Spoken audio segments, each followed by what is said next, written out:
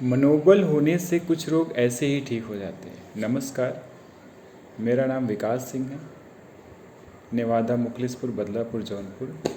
आपके सामने एक व्याख्यान का संक्षिप्त विवरण मैं देना चाह रहा हूँ, जो कि एक ज्ञानी पुरुष ने अभी कुछ टाइम पहले व्याख्यान में बताया। उन्होंने ये बताया कि अगर हमारा मनोबल बनाए तो मनोबल होने से कुछ रोग ऐसे ही ठीक हो जाते हैं। कितनी बड़ी बात है कि सिर्फ हमें क्या करना है, अपनी मनो इच्छा को बना के रखना है, अपने आप को सेल्फ मोटिवेट करके रखना है इस विपरीत परिस्थितियों के अंदर, क्योंकि मन के हारे हार है और मन के जीते जीत। तो आप समझ सकते हैं, आपको अपने मन के अंदर आशंकाओं को नहीं लाना है। आशंकाओं को आप निकाल के फेंको अपने अंदर से और अपने अंदर सुविचार लाओ, सुदृढ़ता लाओ, और देखोगे आप किस तरीके से परिवर्तन आपके अंदर आएगा। विचार ही विचार को बनाते हैं। अच्छे विचार लाओगे, आपका संस्कार भी अच्छा होगा, आपके मन में अच्छी चीज़ें आएंगी और आपका मनोबल बढ़ेगा। अगर एक गलत विचार आपके मन में आता है, उससे मिलते जुलते बहुत सारे विचार आपके मन में आ जाएंगे।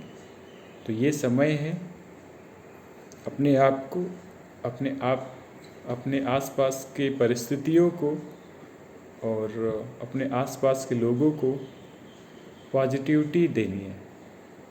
हम आज के टाइम पे किसी से फ़ोन पे बात करते तो आपने देखा होगा कि लोग क्या करते हैं कि फ़लाने को ये हो गया, फ़लाने के वो हो गया, उसकी डेथ हो गई, उसके नोन टू में ऐसा हो गया। हम परिस्थितियों को नहीं बदल सकते, ये सत्य है, इसको आप मान लीजिए। हम परिस्थितियों को नहीं बदल सकते, बट हम संसाधन को इकट्ठा कर सकते हैं उस परिस्थितियों से बचने के लिए। जैसे बारिश आ रही है, बारिश हो रही है, हम उसको रोक नहीं सकते, बट बारिश से बचने के लिए हम छाता ज़रूर यूज कर सकते हैं, रेन कोट ज़रूर यूज कर सकते हैं। इसी तरीके से दृढ़ इच्छा शक्ति है अगर आपके अंदर जीने की, कुछ करने की, तो आप उसको कर लेंगे। स्वामी विवेकानंद जी के सामने एक बार एक खूंखार शेर आ गया, बट स्वामी विवेका जी डरे नहीं, आशंकाएं नहीं आई उनके मन में। वो एक दृढ़ इच्छा शक्ति के साथ खड़े रहे और शेर वहाँ से चलता बना। ये पावर होती है इच्छा शक्ति की और मनोबल ऊंचा रखने की। तो ये जो पेंडेमिक का टाइम है, इस टाइम को आप गलत मत जाने दो, व्यर्थ मत जाने दो। इस टाइम को आप सेल्फ डेवलपमेंट में लगा दो। जैसे एक व्याख्यान में सुनाता हूँ आपको, जब अर्जुन को वनवास हुआ था और अज्ञातवास हुआ था, तो 12 साल का उनको वनवास मिला और 1 साल का अज्ञातवास, सब मिला के 13 साल वो वनवास और अज्ञातवास में उन्होंने काटा। बट उन्होंने ऐसा नहीं किया कि ये विपरीत परिस्थितियाँ हैं, हमें ऐसे रहना है वैसे रहना। उन्होंने ऐसा बिल्कुल नहीं किया। उन्होंने उस अज्ञातवास को और वनवास को भी उन्होंने अवसर में तब्दील कर लिया। उन्होंने बहुत सारे अस्त्र शस्त्र ज्ञान इकट्ठा किया, जो कि उनको महाभारत के युद्ध में बहुत ज़्यादा हेल्प मिला उनसे। ऐसे ही दोस्तों, ये टाइम है सेल्फ डेवलपमेंट का। ये जो टाइम मिला है आपको, इस टाइम को आप अच्छे कामों में लगाओ और अपने आप से बात करना सीखो। हम लोगों का हाल चाल लेते हैं, आप कैसे हो, आप कैसे हो, सब ठीक ठाक, घर पे सब ठीक ठाक, परिवार में सब ठीक ठाक। किसी ने कुछ बता दिया कि घर में, परिवार में थोड़ी सी विपरीत परिस्थितियाँ चल रही है, हम उसको आश्वासन देते हैं, उसको मोटिवेट करते हैं कि कुछ नहीं, परिस्थितियाँ लगातार ऐसी नहीं बनी रहेंगी, परिस्थितियाँ भी कुछ टाइम के बाद यह स्थान छोड़ के दूसरे स्थान पे चली जाएंगी या परिस्थितियाँ चेंज हो जाएंगी। बट कभी आपने अपने आप से बात किया है कि आपके अंतःकरण में क्या चल रहा है। जी, ये समय है अपने आप से बात करने के लिए।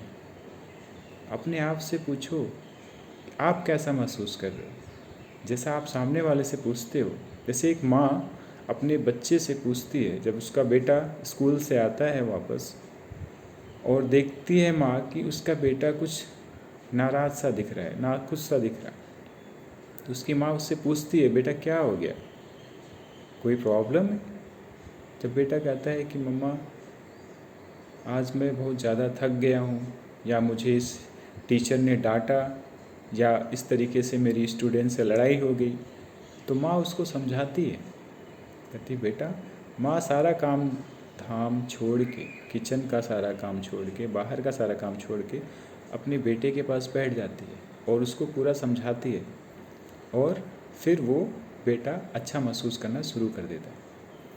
ऐसे ही हमें आज के टाइम पे, या हमेशा के लिए ये चीज़ आप काट बांध लो, जब भी आपके पास थोड़ा टाइम मिले आप अपने आप से बात करना शुरू करो। अपने आप से पूछो कि आप कैसा महसूस कर रहे हो। आप ही अपने मित्र हो, आप ही अपने शत्रु हो। ये चीज़ आप ध्यान से समझ लो। तो ये चीज़ है कि आपको पूरा का पूरा टाइम सिर्फ व्यर्थ में नहीं गंवाना है। आपको कुछ टाइम अपने लिए, खुद के लिए निकालना है, और खुद से बातें करना है, और खुद को अच्छा फील कराना है। अच्छी इन्फॉर्मेशन, अच्छे नेटवर्क, अच्छे लोग, अच्छे विचार आपको पॉजिटिविटी लाएंगे। तो आपको पूरा का पूरा टाइम अच्छे कामों में लगाना है। यही मेरी आप लोगों से गुजारिश है। और गीता का अगर सार आप पढ़ोगे तो उसमें आपको ये पता चलेगा, गीता को अगर एक लाइन में उसका संक्षिप्त अगर कुछ कंक्लूज़न मुझे आपको देना हो, तो मैं आपसे ये कहूँगा, जो कि मैंने व्याख्यान में सुना है वही मैं आपको बता रहा हूँ, कि मैं ये नहीं कर सकता, मेरे से ये नहीं होगा, से मैं ये करूँगा तक पहुँचाता है। ये है गीता का सार। बहुत बहुत धन्यवाद आपको अपना टाइम देने के लिए।